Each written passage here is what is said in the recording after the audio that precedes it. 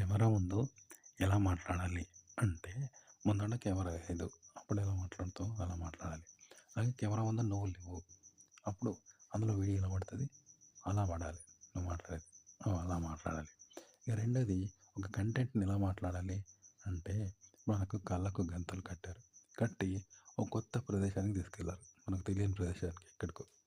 తీసుకెళ్తే ఆడ కళ్ళకు గంతలు కట్టిన తర్వాత చీకట్లోనే నడవాలి. కళ్ళకు గంతలు కట్టి నడవాలి. అంటే ఎట్లా నడుస్తావు? ఏ వస్తువు ఎక్కడున్నదో తెలవదు కదా! అప్పుడు మనం ఎట్లా నడుస్తాం? అగో చెప్పడం మీద అలా చెప్పాలి గుర్తుపెట్టుకోండి. అయితే ఇక్కడ ఏందంటే ఇది ఇప్పుడు ఉదాహరణకి మనం ఒక ఆటను చూస్తాం.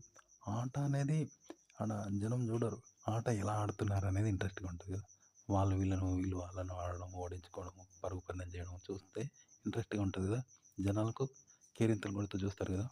అట్లనే కంటెంట్ కంటెంట్ ముఖ్యం కాదు. కంటెంట్ చెప్పే విధానం ముఖ్యం. అంటే మీరిప్పుడు చీకట్లో కొత్త ప్రదేశం తీసుకుపోయి కళ్ళకు గంతలు కడితే మీరు ఎలా పడతారు? చూపర్లకు తమాషాగా ఉంటది కదా!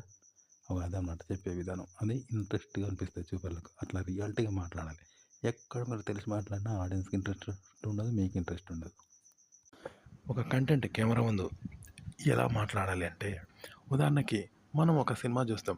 ఆ సినిమా డైరెక్టర్ సినిమాగానే చూస్తాం. ఒక పాట వింటాం. ఆ పాట బాలసుబ్రహ్మణ్యం పాడిన పాటగానే వింటాం. ఒక పాటను ఆ రైటర్ రాసిన పాటగానే మనం తీసుకుంటాం తప్ప, వాళ్ళు కాకుండానైతే తీసుకోం కదా! కానీ దాన్ని అలా తీసుకోవాలి. ఒక రైటర్ సిరివెన్నెల రాసిన పాటను అతనిలా కాకుండా మనంగా దాన్ని రాస్తే ఎలా ఉంటుందో అలా తీసుకోవాలి. వాళ్ళ ఆధారంగా దాన్ని తీసుకోవద్దు. వాళ్ళ ఆధారంగా అర్థం గాని, భావం గాని, పాటను గాని తీసుకోవద్దు. అప్పుడు మనముగా దాన్ని తీసుకున్న వాళ్ళమవుతాం. ఒక పాటను కూడా అంతే. బాలసుబ్రహ్మణ్యం మ్యూజిక్ డైరెక్టర్ చేసిన పాట కాకుండా మనముగా చేయాలి. అది ఎలా అయినా సరే. వాళ్ళది కాకుండా మనదిగా మన నుండి రానించాలి.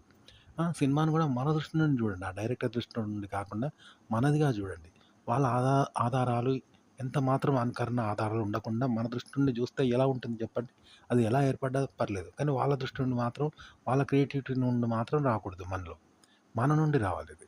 అప్పుడు ఎలా ఏర్పడుతుందో అలా కంటెంట్ మాట్లాడండి. కానీ వాళ్ళది మాత్రం ఆధారపడొద్దు.